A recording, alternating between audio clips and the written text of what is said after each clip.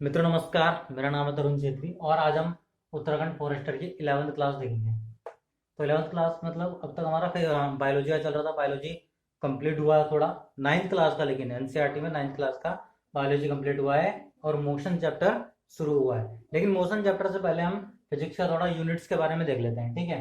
जैसे कि आपको पता ही है, लंबाई का क्या होता है। लंबाई की यूनिट होती है हमारी मीटर, ठीक है। और द्रव्यमान की किलोग्राम, समय की सेकंड। तो उसी तरह जो हमारा टेम्परेचर है, मतलब कि ताप, उसकी यूनिट क्या है, केल्विन। उसकी यूनिट है हमारी केल्विन। और उसके बाद विद्युत धारा, विद्युत धारा की क्या है हमारी, विद्युत धारा की हमारी एम्पियर। ज्योति तीव्रता की है हमारी कैंडेला। और पदार्थ का परिमाण की है मोल, समतल कोण की है रेडियन, और घन कोण की है स्टेरेडियन। तो ये दोनों इंपॉर्टेंट है, स्टेरेडियन और रेडियन। जो समतल कोण है उसकी क्या रेडियन है और घन कोण की क्या है स्टेरेडियन। तो यही दोनों इंपॉर्टेंट भी हैं। अब दोस्तों को पता ही है, हमारा चैनल एग्जाम प्रिपरेशन है, तैयारी जीत की। तो चैनल को सब्सक्राइब, लाइक, शेयर कर लेना, ठीक है। और फॉरेस्टर का एग्जाम अब आ ही जाएगा, क्योंकि अब ये हमारा जो लॉकडाउन चल रहा था अब धीरे धीरे समाप्त हो रहा है। क्योंकि अब लॉकडाउन 4.0 आ रहा है 17 तारीख के बाद। तो उसमें हमें छूट ही मिलेगी। अब ज़्यादा वो तो करेंगे नहीं, अब उसमें छूट मिलेगी थोड़ी। जिस तरह भी जून में बांटा था, तीसरे वाले लॉकडाउन में जून में बांट देता है लोगों ने। तो अब और भी ज़्यादा छूट मिलेगी। और वैसे भी जो हमारे प्रधानमंत्री हैं मोदी जी, उन्होंने यही कहा है कि हमें इस कोरोना वायरस के साथ रहना पड़ेगा, क्योंकि ये लॉन्ग टाइम तक चलेगा। तो हमें इसके साथ रहना पड़ेगा।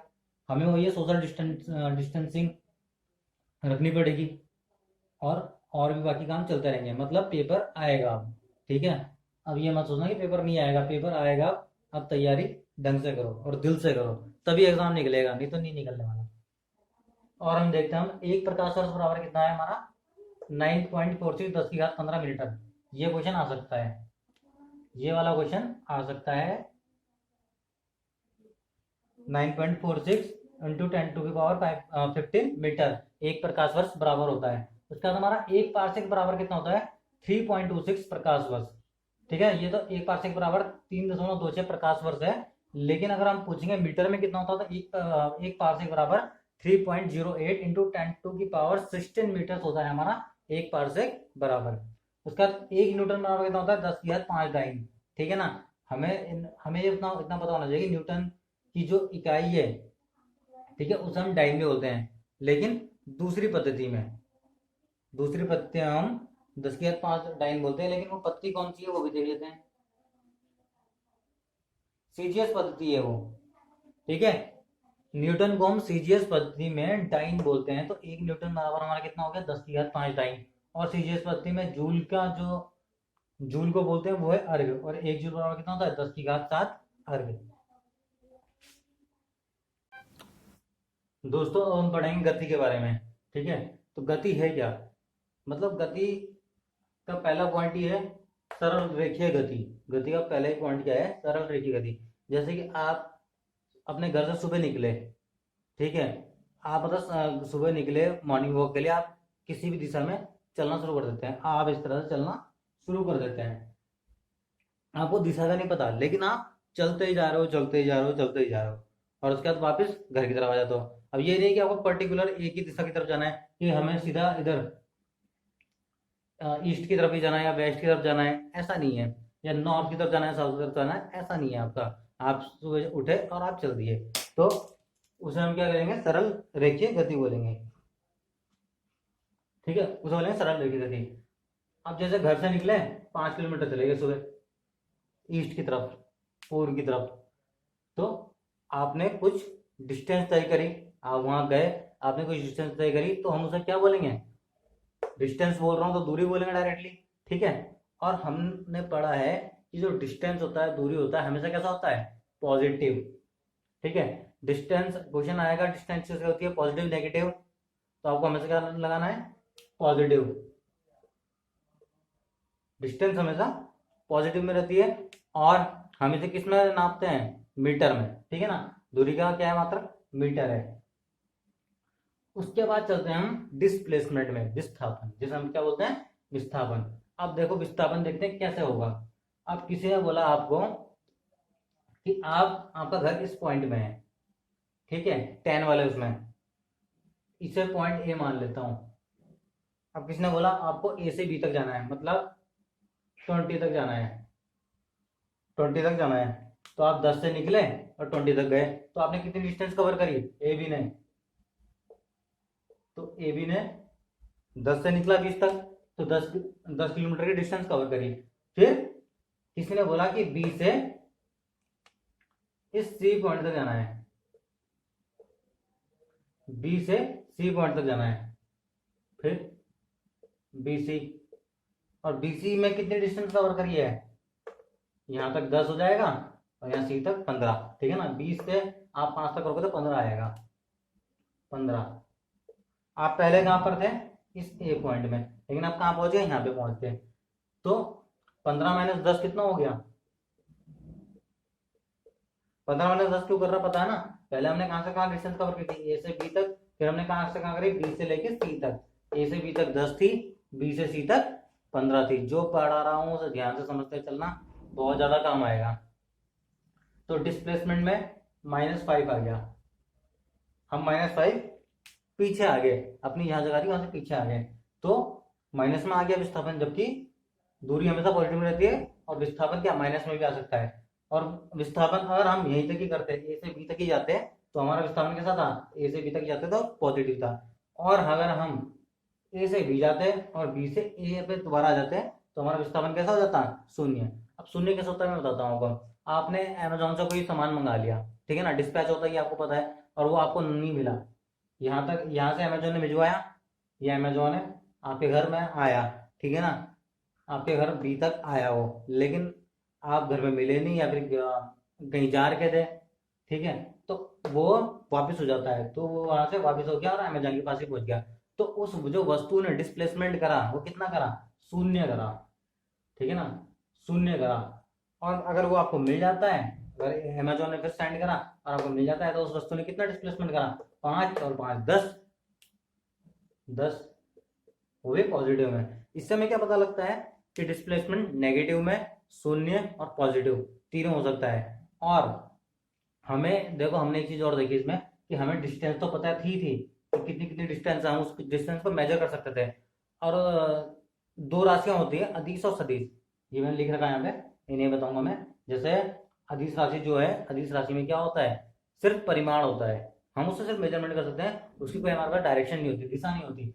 तो अदिश में कौन से आ गया? हमारा दूरी आ गया, डिस्टेंस। हम सिर्फ मेजरमेंट कर पा रहे थे, वो 15 किलोमीटर चला, 20 किलोमीटर चला, लेकिन हमें ये नहीं पता था कि वो किधर किधर चल दिया। वो तो उसकी मन की मर्जी है, कभी इधर चल जाए कभी उधर चल जाए, ठीक है। तो डिस्टेंस कैसी आ गई? अदिश राशि आ गई, डिस्टेंस आ गई अदिश राशि। और ये क्या है? विस्थापन क्या हो गया? विस्थापन में हमें पता था कि इधर की तरफ ही भेजा हमें अमेजोन ने, है ना। तो उसमें हमें दिशा पता थी, और जिसमें हम दिशा और परिमाण दोनों पता होते हैं, ठीक है, जिसमें हम मेजरमेंट कर सकते हैं, डायरेक्शन पता होती है, उसे हम क्या कहते हैं? सदिश राशि। तो विस्थापन किसके अंदर आ गया? सदिश राशियों के अंदर आ गया दोस्तों। तो इस तरह आपको देखना है, बनाते हुए चलना है इसे। तो दोस्तों मैंने इसमें लिख दिया है कि दूरी क्या है? किसी समय अंतराल में चली गई डिस्टेंस, ठीक है ना। कोई भी समय अंतराल में चली गई जो डिस्टेंस है वो क्या कहलाएगी? आपकी दूरी कहलाएगी। उसके बाद दूरी का क्या होता है? मीटर होता है, दूरी को हम मीटर में नापते हैं। और विस्थापन आ गया। विस्थापन क्या है? मैंने क्या बताया था? ए और बी पॉइंट ले रखे थे, तो निश्चित दिशा में एक बिंदु से दूसरे बिंदु तक की निश्चित दूरी, वो हमारी क्या कहलाती है? विस्थापन। और विस्थापन को हम किसमें करते हैं? मीटर प्रति सेकंड में, मीटर प्रति सेकंड में नापते हैं इसे, मेजरमेंट जो करते हैं मीटर प्रति सेकंड, कि कितने समय में कितनी दूरी चली गई है। अब आता है चाल। चाल तो फॉर्मूला ही आपको मैथ्स आपने पढ़ी है, फॉर्मूला है। और अभी हम इसमें क्वेश्चन करेंगे, क्योंकि दोस्तों क्वेश्चन आएंगे इसमें, और ये चैप्टर ही क्वेश्चन वाला है, ठीक है। इसमें ये सब तो मतलब थोड़ा कम है, लेकिन क्वेश्चन से ज्यादा आने की संभावना है, इसलिए इसके बाद हम क्वेश्चन करेंगे। और चाल बराबर क्या था? दूरी बटे समय, कि कितने समय में कितनी दूरी तय करी। जैसे आप बाइक चलाते होंगे, ठीक है, अगर जैसे बाइक चलाते हो तो 1 घंटे में आपने कितनी दूरी तय करी, उससे आप अपनी चाल निकाल सकते हो कि मैं इतनी इतनी चाल से चला। तो चाल का दूरी बटे समय है, तो मीटर प्रति सेकंड आ जाएगा इसका भी। जिस तरह विस्थापन का वैसे इसका भी आएगा, मीटर पर सेकंड। फिर आता है हम वेग में। अब वेग है, आप सुबह घर से निकले, आपने जैसे 40 में आपने ऐसे एक्सीलेटर रख लिया, और उसी सेम वेग से जा रहे हो, उसी सेम वेलोसिटी से आप गाड़ी को 1 घंटे तक लेके जा रहे हो, तो आपका क्या कहलाएगा, वेग कहलाएगा। एक निश्चित समय अंतराल में उस निश्चित वेग से आप कितनी दूर तक चले हो, क्या है, तो वेग वेग कहलाता है वो। और वेग को भी हम किसमें नापते हैं, मीटर पर सेकंड में। कि आपने अगर इस तरह से एक्सीलेटर को रख रखा था तो उतना ही रखा हुआ था, आपने उसमें कोई चेंज नहीं करा, उसी वेग से आप चलते गए, वो क्या कहलाएगा, वेग कहलाएगा। लेकिन अब आपने एक्सीलेटर ऐसे ऐसे कर दिया, कुछ ज्यादा ही घुमा दिया, ठीक है, ऊपर नीचे कर रहे हैं, तो वो क्या कराएगा, हमारा त्वरण। जब आप बोलते हो कि एक्सीलेटर दे रहा, ठीक है, तो त्वरण क्या होता है, वेग में परिवर्तन के दर को, जो वेग में परिवर्तन होता है उसी को हम क्या बोलते हैं, त्वरण। जैसे पहले वेग था 20, 20 की स्पीड से लेके जा रहे थे, तुरंत कर दिया 40, v माइनस यू, मतलब पहले वेग कुछ था और बाद में वेग कुछ था, लेकिन किस किसी समय में हो रहा हो ना वेग परिवर्तन, ठीक है, तो वेग परिवर्तन की दर को हम क्या बोलते हैं, त्वरण बोलते हैं। पहले 20 में चला रहे थे, फिर 40 में आ गए, फिर 20 में आ गए, फिर 40 में आ गए, तो इस तरह का हम क्या होते हैं, त्वरण बोलते हैं। और इसका क्या होता है, मीटर पर सेकंड स्क्वायर, मीटर पर सेकंड स्क्वायर। मीटर पर सेकंड कैसा आया, v माइनस यू जो भी आएगा वो होगा मीटर, मीटर पर सेकंड, और t नीचे है सेकंड आएगा। अब सेकंड ऊपर जाएगा तो सेकंड स्क्वायर हो जाएगा, तो ये आ जाएगा मीटर पर, जो हम त्वरण को मेजरमेंट करते हैं वो किस में करते हैं, मीटर पर सेकंड स्क्वायर में करते हैं हम। तो इस तरह से हम मीटर पर सेकंड स्क्वायर में त्वरण को दिखाएंगे। अब ये भी देख लो, अदिश और सदिश राशि ये दोनों छूट रखा था हमारा। तो अदिश को हम क्या बोलते हैं, स्केलर क्वांटिटी, और सदिश को हम बोलते हैं वेक्टर क्वांटिटी, ठीक है। तो अदिश में कौन कौन सा आ जाता है हमारा, इलेक्ट्रिसिटी आ गया, टेम्परेचर, ताप, दाब, द्रव्यमान, चाल, आयतन, कार्य, समय, ऊर्जा, ये सब क्या इसमें आ गए, ये सब आ गए हमारे अदिश राशि में। क्योंकि हमें इसमें सिर्फ परिमाण पता है, दिशा नहीं पता, लेकिन सदिश में हमें परिमाण ही पता है, दिशा ही पता है। वेग, विस्थापन, बल, त्वरण और संवेग, ये सब क्या है, सदिश राशियां हैं। विस्थापन त्वरण हमने देखा ही था, एक त्वरण क्या है, एक दिशा की तरफ से चल रहे हैं हम, ये तो है नहीं कि तो कहीं किधर जा रहे हैं, कहीं उधर जा रहे हैं, हम जाते हैं हमें पता होता है कि हम इधर की तरफ जा रहे हैं, तो वो त्वरण है हमारा, ठीक है। और बल भी हम एक फोर्स की तरफ तो लगा रहे हैं, अगर हम बल लगा रहे हैं कहीं इधर की तरफ लगा रहे हैं तो हमें पता है कि हम इधर की तरफ भी बल लगा रहे हैं, अब पीछे की तरफ लगाएंगे तो पीछे का पता होगा। तो बल क्या है, सदिश राशि है। तो आप इसे लिख लेना, याद कर लेना। तो हम देखते हैं वृत्तीय गति। अब वृत्तीय गति क्या है, जब कोई कण मान लिया जाए यहाँ से चलता है कोई कण, ठीक है, कण क्या चलते हैं, हम में से मैं ही चल लेता हूँ यहाँ से, ठीक है, मैं इस समय यहाँ पर हूँ, ये एक वृत्तीय गति, मैं इस समय वृत्तीय गति कर रहा हूँ, ठीक है। तो मेरी दिशा अभी फिलहाल इधर है, कुछ देर बाद अभी इधर है, फिर कुछ देर बाद इधर की तरफ ऊपर होने लगेगी, क्योंकि वृत्त क्या ऊपर की तरफ जा रहा है। थोड़ी देर बाद यहाँ पहुंच गया मैं, तो मेरी गति ऐसे हो जाएगी, फिर ऐसे। तो आप ये चीज देख रहे होंगे कि मेरी गति तो सेम है, मैं अगर 2 किलोमीटर प्रति आवर की स्पीड से चल रहा हूँ, या फिर 2 मीटर पर सेकंड की गति से चल रहा हूँ, तो मेरी गति तो सेम है, 2 मीटर प्रति सेकंड, लेकिन मेरी दिशा चेंजेबल है। यहाँ जाऊंगा ऐसे हो जाएगी, इधर जाऊंगा ऐसे हो जाएगी, इधर जाऊंगा ऐसे हो जाएगी, यहाँ पहुंचूंगा ऐसे हो जाएगी, यहाँ आ जाऊंगा ऐसे नीचे आ जाऊंगा, ठीक है ना। तो गति क्या हो रही, गति तो सेम है लेकिन दिशा बदल रही है। तो वृत्तीय गति में जो भी कण या कोई भी वस्तु या कोई भी व्यक्ति अगर गति करता है तो उसकी गति तो एक समान गति कहलाती है, गति तो कहीं नहीं बदली, एक समान गति कहलाती है। लेकिन एक त्वरित गति होती है ये, और त्वरित गति क्यों होती है, क्योंकि वेग की दिशा प्रत्येक बिंदु पर बदलती है। वेग की दिशा क्या हो रही, प्रत्येक बिंदु पर बदल रही। ये तो मैंने यहाँ थोड़ा दूर दूर दिखाया, ठीक है, सर्कल में तो कोई कोण ही नहीं होता ना, क्योंकि सर्कल में तो कोई कोण ही नहीं है। अगर ऐसा होता, ये ट्रायंगुलर ट्रायंगुलर होता, तो इसमें कोई दिक्कत नहीं आती, इसमें पहले दिशा ये थी, फिर दिशा ये हो जाती, फिर दिशा ये हो जाती, इसमें सिर्फ 3 दिशा थी, लेकिन इसमें इसमें दिशा ही नहीं है, इसमें कोई दिशा ही नहीं मिलती हमें, बार बार चेंज हो रही है, बार बार चेंज हो रही है। तो ये ऐसी गति को हम क्या बोलते हैं, एक त्वरित गति। तो क्वेश्चन ये आ सकता है कि हम त्वरित गति किसे कहते हैं, त्वरित गति उसे कहते हैं जो वृत्तीय पथ पर एक समान गति से करता है गति, लेकिन उसकी गति बार बार बदलती है। क्यों, क्योंकि वेग की दिशा बदल रही है, क्योंकि वेग की दिशा बदल रही है। वेग की दिशा बदलने को हम क्या बोलते हैं, त्वरित गति बोलते हैं। अब आते हैं हम गति के नियमों में जो न्यूटन ने दिए थे अपनी प्रिंसिपिया वाली किताब में। और भौतिकी के जो पिता हैं, फिजिक्स के जो फादर कहलाते हैं वो न्यूटन ही कहलाते हैं। 1687 में 1687 में इन्होंने एक बुक दी प्रिंसिपिया, उसमें गति के नियम दिए। तो गति के 3 नियम है, आपको पता ही है, प्रथम नियम, द्वितीय नियम, तृतीय नियम। लेकिन जो प्रथम नियम है, प्रथम नियम के 2 नाम और हैं, एक है गैलीलियो का नियम और दूसरा है उसका जड़त्व का नियम। तो पहला नियम कहता क्या है? पहला नियम ये कहता है कि अगर ये कोई वस्तु रखी हुई है, ये कोई वस्तु यहाँ रखी हुई है, तब तक यहीं पे रखी रहेगी जब तक इसमें कोई बाह्य बल ना लगाया जाए। जैसे कि एग्जांपल क्या हो सकता है, अगर यहाँ पे रुक जाता तो अच्छी बात थी। ये ऐसे ही रहता है यहाँ पे, अगर रुकेगा नहीं ना यहाँ पे ये। चलो यहाँ पे रोक लेते हैं। अब वो वहां पर तब तक रहेगा जब तक उसमें कोई बाह्य बल नहीं लगेगा। जैसे इसमें बाह्य बल लगेगा, यहाँ से हट जाएगा। वही इसमें भी है कि ये कण यहाँ पे पहले से था, इसमें किसी ने बाह्य बल लगाया और उसके बाद ये चलने लग गया, तो इसे हम कहेंगे गति का प्रथम नियम। और गति के प्रथम नियम से ही हमें बल की परिभाषा ही मिलती है। बल की परिभाषा क्या है कि जब हम किसी वस्तु पर बल लगाते हैं तो वो अपनी जगह से हट जाती है। जैसे कि कोई स्थिर अवस्था है, उसको अस्थिर करने के लिए हमें बल लगाना पड़ेगा। मतलब मैं यहाँ पर हूँ तो मैं यहाँ खड़ा रह सकता हूँ, लेकिन कोई मुझे धक्का देगा तो मैं आगे चल जाऊंगा, तो यही बल है। एग्जाम्पल क्या है इसका? ठहरी हुई मोटर, रुकी हुई मोटर होती है, जैसे हम करंट चालू करते हैं, बल देते हैं, वो चलने लग जाती है। गाड़ी के अचानक अचानक चलने से, जैसे आप बाइक में बैठते होंगे किसी के पीछे, तो चलने से जो पीछे हुआ बैठा होता है यात्री, अगर एकदम एक्सीलेटर देंगे तो वो और पीछे ऐसा करके हो जाएगा, थोड़ा और पीछे हो जाता है वो, ठीक है ना, पीछे की ओर झुक जाता है। तो ये सब क्या क्या है? गति के प्रथम नियम के अनुसार होता है, जड़त्व के नियम के अनुसार होता है। जब आप रेलगाड़ी में बैठते होंगे तो रेलगाड़ी अगर अचानक चलती है तो हम ऐसे पीछे की तरफ हो जाते हैं, या फिर बस में बैठते हैं तो पीछे हो जाते हैं। क्यों? क्योंकि जड़त्व के नियम के कारण, गति के प्रथम नियम के कारण।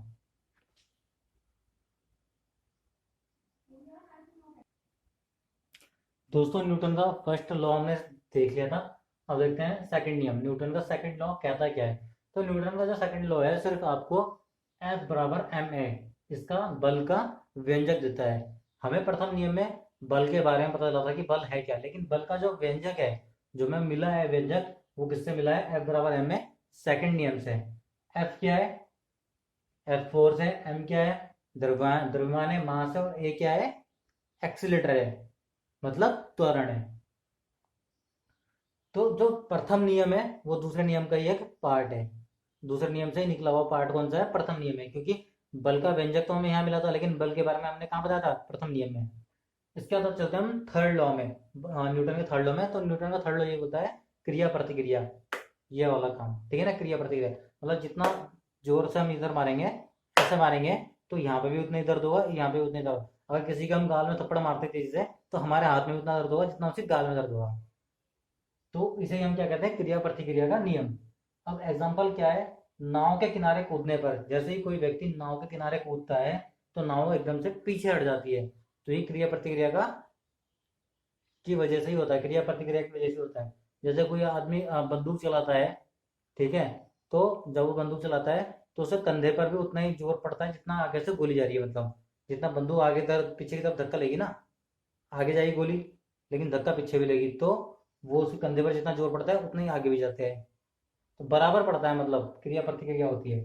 उसके बाद क्वेश्चन एक ही आएगा कि रॉकेट रॉकेट का उड़ना न्यूटन के कौन से नियम के अकॉर्डिंग है, किस कौन से नियम के अनुसार रॉकेट का उड़ना संभव होता है? तो वो हमारा तृतीय नियम ही है।